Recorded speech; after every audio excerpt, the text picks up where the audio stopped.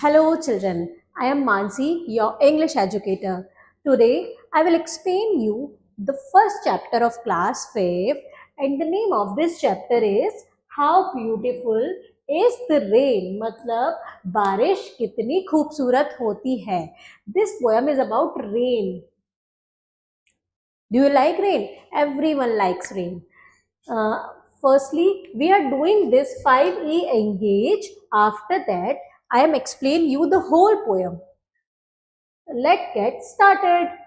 Label the diagram. Label the given diagram of the water cycle. हमको ये diagram दिया गया है किसका? Water cycle का. हमको क्या करना है? Label करना है. Label मतलब इसके कितने steps हैं और we have to labeling the diagram. The first one is evaporation.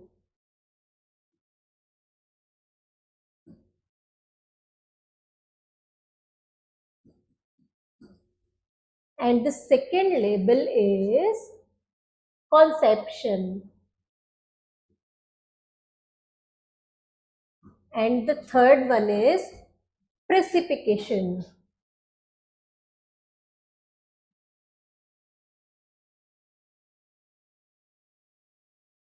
And the fourth one is collection.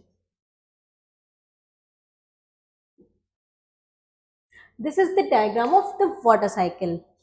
Now we have to learn about the value learned in we will learn in this poem. The first one is prosperity. Prosperity meaning क्या होता है? What is the meaning of prosperity? Prosperity meaning is समृद्धि मतलब सफलता. किसी को जब समृद्धि या सफलता मिलती है उसको प्रॉस्पेरिटी बोलते हैं. हैप्पीनेस. हैप्पीनेस मतलब जब हमारे अकॉर्डिंग कोई चीज होती है या हमें कोई चीज अच्छी लगती है तो हम क्या हो जाते हैं? खुश हो जाते हैं. तो उस खुशी को हैप्पीनेस बोलते हैं. हैप्पीनेस मीनिंग इज खुशी. Importance of water. Everyone knows the importance of water. तो इंपॉर्टेंस ऑफ वाटर क्या होती है कि पानी का कितना महत्व है हमारी लाइफ में. Now let's come to the poem.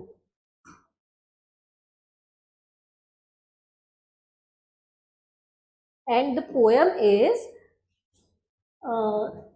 before starting the poem we are solving this question, this hot question, this hot. What is the main source of water on earth? हमारी पृथ्वी पर, हमारी अर्थ पर वाटर का main source क्या है? Everyone knows the answer. The answer is rain. Now we are starting the poem, and the poem is how beautiful is the rain after the dust and heat in the bored and fiery street in the narrow lane. How beautiful is the rain. That means कि बारिश कितनी सुंदर होती है, कितनी खूबसूरत होती है. कब? जब वो बहुत सारी धूल के बाद, बहुत सारी गर्मी के बाद, डस्ट एंड हीट के बाद जब बारिश आती है तो वो कितनी खूबसूरत होती है. बारिश कहाँ कहाँ पर आती है? In the board. Board means चौड़ा एंड फियरी मीन्स हॉट. जब गर्म और चौड़े रास्तों पर. And in the narrow lane. Narrow lane means क्या होता है? पतली सड़कें या पतली गलियां. वहां पर जब बारिश आती है तो वो कितनी अच्छी लगती है, कितनी खूबसूरत लगती है. How beautiful is the rain.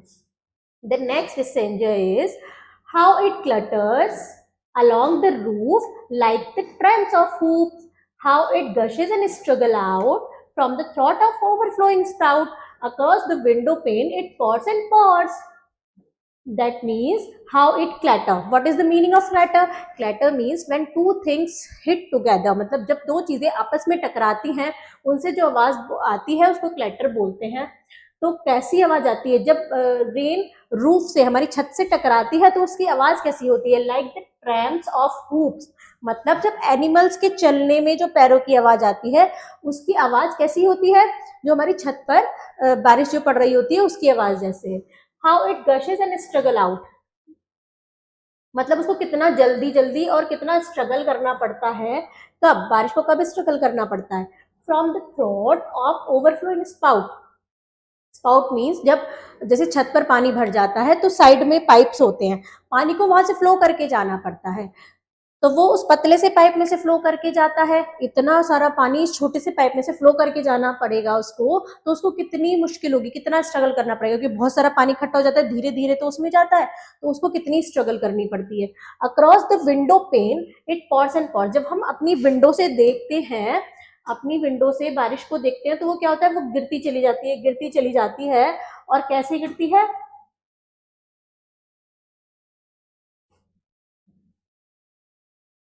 and swift and wide with a muddy tide like a river down the gutter road the rain the welcome rain। और वो कैसे गिरती हुई दिखती है, बहुत तेज और बहुत चौड़ी चौड़ी, जैसे बारिश गिरती है, जैसे जैसे तेज होती चली जाती है तो उसकी बूंदें होती हैं बारिश की, रेन ड्रॉप्स जो होती हैं वो और मोटी मोटी होती चली जाती हैं। जब वो नीचे गिरती है तो बहुत बड़ी बड़ी चौड़ी चौड़ी दिखती हैं। विद अ मडी टाइड, मतलब वो क्या होता है, अपने साथ डस्ट भी लेके आती है। Like a river down the gutter road, किस तरह, जैसे कि किस चीज की आवाज आती है, जैसे कि जब कोई बड़ी रिवर किसी छोटे गटर या छोटे नाले या छोटी जगह पर जाकर गिरती है तो उससे जैसी आवाज आती है, रोर मीन्स जैसी उससे आवाज आती है, ऐसे ही उसकी बारिश की आवाज आती है। The rain the welcome rain, इस तरह से हम बारिश का वेलकम करते हैं। Now the next stanza is the sick man from his chamber look at the twisted brooks, he can feel the cool breath of each little pool, his fevered brain grows calm again and he breathes a blessing on the rain। अब क्या होता है कि जैसे कोई सिक person है, कोई बीमार आदमी है, वो बारिश में जाके तो एंजॉय नहीं कर पाता है, क्योंकि बारिश में भीगने से वो और बीमार हो सकता है। तो वो क्या करता है, अपने चैम्बर से, चैम्बर मीन्स अपने रूम से क्या करता है, बारिश को देखता है और उसको वहां से एंजॉय करता है। He can feel the cool, उसको क्या, हाँ, वहीं पर बैठे बैठे बारिश की जितनी भी ठंडक होती है, ठंडी हवा चलती है, जब बारिश आती है तो कूल हो जाती है, हवा में कूलनेस हो जाती है, तो वो अपनी हर सांस में उस कूलनेस को फील करता है। हिज फीवर्ड ब्रेन ग्रोज काम अगेन, अब उसका जो फीवर्ड ब्रेन होता है, उसका जो बीमार हो जाता है, तो किसी की फिजिकली कोई बीमार होता है तो उसका ब्रेन भी काम नहीं करता है प्रॉपरली, तो उसका जो फीवर्ड ब्रेन होता है वो धीरे धीरे काम होने लगता है, धीरे धीरे शांत होने लगता है, और उसके लिए बारिश क्या हो जाती है, एक ब्लेसिंग के जैसी हो जाती है। Now the next stanza is from the neighbouring school come the boys with more than their noise and commotion। अब क्या होता है कि पड़ोस का कोई स्कूल है, वहां से जब बच्चे निकलते हैं बारिश में, नॉर्मल डेज में भी शोर करके निकलते हैं, जैसे आप सब स्कूल से निकलते हो तो कैसे निकलते हो, बहुत सारा शोर करके, लेकिन जब बारिश होती है तो और ज्यादा शोर होने लगता है, बच्चे बहुत खुश हो जाते हैं कि बाहर बारिश है, कि उनको भीगने को मिलेगा, उनको पानी में नाव चलाने को मिलेगा, तो इसलिए वो बहुत खुश हो जाते हैं। तो वहां से बच्चे और खुश होकर निकलते हैं। फिर more than their wanted noise and commotion, commotion भी यहाँ पर मीनिंग है शोर शराबा, मतलब वो और ज्यादा शोर शराबे से बाहर निकलते हैं। And down the wet street sail their mimic fleet, और क्या करते हैं, वो गीली सड़कों पर उतर जाते हैं और अपनी कागज की नाव, ऐसे कागज की नाव बनाकर, आप सब भी बनाते होंगे, हमने भी बनाया था, तो ऐसे अपनी कागज की नाव बनाते हैं और उस पानी में तैराने लगते हैं, पानी में चलाने लगते हैं। Till that treacherous pool engulf them in its wriggling and turbulent ocean। engulf meaning होता है निगल जाना। तो क्या होता है कि वो नाव चलते चली जाती है, जब तक स्ट्रीट होती है, सीधी सीधी सड़क या नॉर्मल पानी चल रहा होता है, तब तक वो नाव क्या होती है, चलती है। उसके बाद जब व्रिलिंग मीन्स होता है भंवर आ जाना, मतलब जहां पर पानी गोल गोल घूम रहा हो, टर्न हो रहा हो, तो वहां पर क्या होता है, वो उसको भंवर उसको निगल जाता है, उस नाव को अपने अंदर ले लेता है। In the country on every side, country meaning यहाँ पर देश से नहीं है, यहाँ पर कंट्री मीनिंग है ग्रामीण इलाके से, जहां पर जैसे ग्रामीण इलाके को यहाँ पर कंट्री बोला गया है, तो उसको कैसे एक्सप्लेन किया गया है। In the country on every side where far and wide like a leopard tawny and spotted hide stretches the plain to the dry grass and drier grain, how welcome is the rain। अब गांव में क्या होता है, बहुत दूर दूर, on every side, हर जगह पर, वेयर फार एंड वाइड मतलब दूर दूर, गांव में क्या होता है, बहुत दूर दूर घर होते हैं, बहुत दूर किसी के खेत होते हैं, फिर घर होते हैं, तो वहां पर क्या होता है कि कैसा दिखता है वो गांव? Like a leopards tawny and spotted hide, मतलब जैसे कि एक चीते की स्किन दिखती है। चीते की स्किन कैसी होती है? येलोइश ब्राउन स्किन होती है उसकी, और उस पर ब्राउन कलर के, डार्क ब्राउन कलर के क्या होते हैं? स्पॉट स्पॉट जैसे होते हैं। तो जैसे गांव में क्या होता है, जगह जगह गड्ढे होते हैं, वहां पानी भर जाता है, और वैसे गांव क्या होता है? हरा भरा होता है, वहां पर खेत होते हैं। तो उस येलोइश और ग्रीनिश विलेज में जब जगह जगह पर वो येलो, जगह जगह पर वो पानी भर जाता है, तो वो कैसा दिखता है पूरा गांव? पूरा विलेज कैसा दिखता है? ल्यूपर्ड स्किन जैसा, मतलब चीते की स्किन जैसा दिखने लगता है। To the dry grass and the drier grain. अब जो धूप से घास क्या होती है? बहुत ड्राई हो चुकी होती है, बहुत सूख जाती है, और जो ड्रायर ग्रेन होती है, जो पूरी मतलब हमारे अनाज जो होते हैं वो सूख जाते हैं, उनके लिए रेन कितनी अच्छी होती है। तो वो कैसे वेलकम करते हैं? बहुत खुश होकर रेन का वेलकम करते हैं, क्योंकि उसके बाद वो उनमें ग्रीनरी फिर से आ जाती है। Now we will discuss about the writer of this poem. What is the name of the writer? The writer is H.W. Longfellow. And the moral learned of this story is water is very precious for human being. Water क्या है? हमारे human being के लिए बहुत precious है। हमको water को बहुत संभाल के रखना चाहिए, क्योंकि हमें हर चीज में वाटर की नीड होती है, खाने में, नहाने में, और किसी चीज को वॉश करने में। अगर पानी ही नहीं रहेगा तो हम कैसे सरवाइव कर पाएंगे? We should collect the rain water and use it in other works except drinking.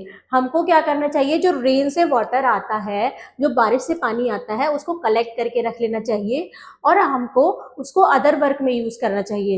Accept drinking मतलब उसको पीना नहीं होता है, क्योंकि क्या होता है? बहुत सारे डस्ट पार्टिकल्स उसमें ऐड हो जाते हैं, तो वो पीने के लिए सेफ नहीं होता है।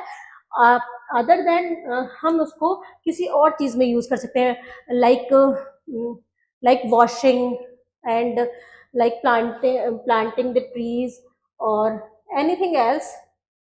Come, let's practice the exercise. Read and answer. Write true or false of the following statement. The rain is beautiful. This is true. Rain क्या होती है? Beautiful होती है, तो ये true statement है.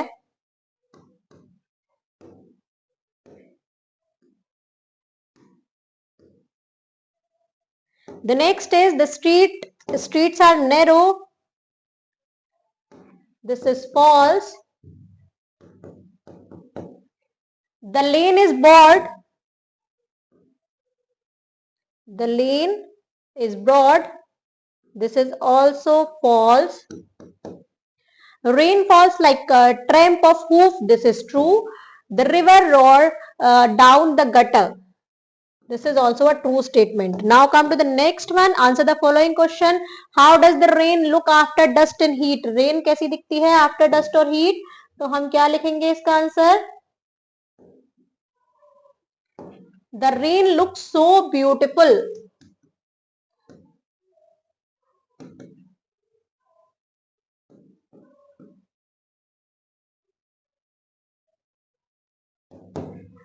Who welcomes the rain? कौन welcome करता है रेन का? Everyone. Everyone welcomes the rain. Who has composed this poem? ये पोएम किसने लिखी है? ये पोएम लिखी है H.W. Longfellow. किसने लिखी है? तो इसका आंसर आप यहां से लिखेंगे. इस पोएम के राइटर है H.W. Longfellow. Now come to the next question. Next one is what happened when the rain falls in the country? क्या होता है जब रेन कंट्री में गिरती है, रेन कंट्री में आती है, तो क्या होता है? All the dry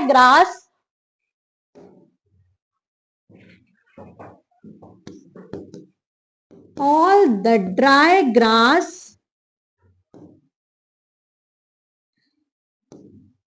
wet and the gutter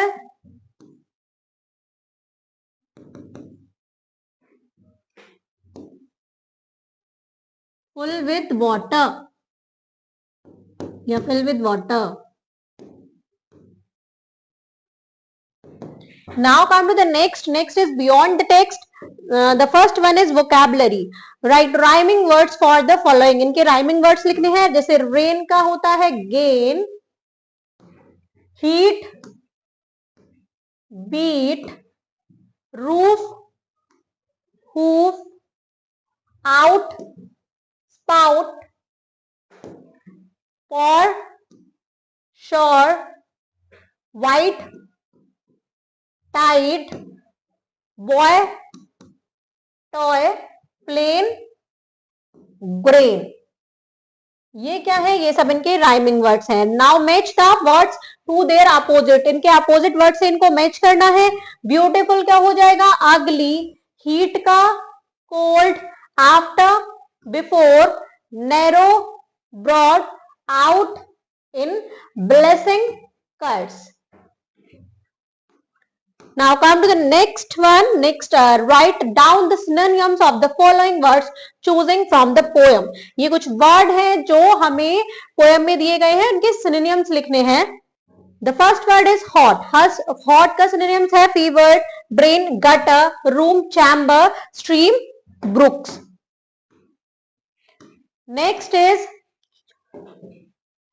choose. इसका हो जाएगा commotion, copy, mimic, unreliable, undependable,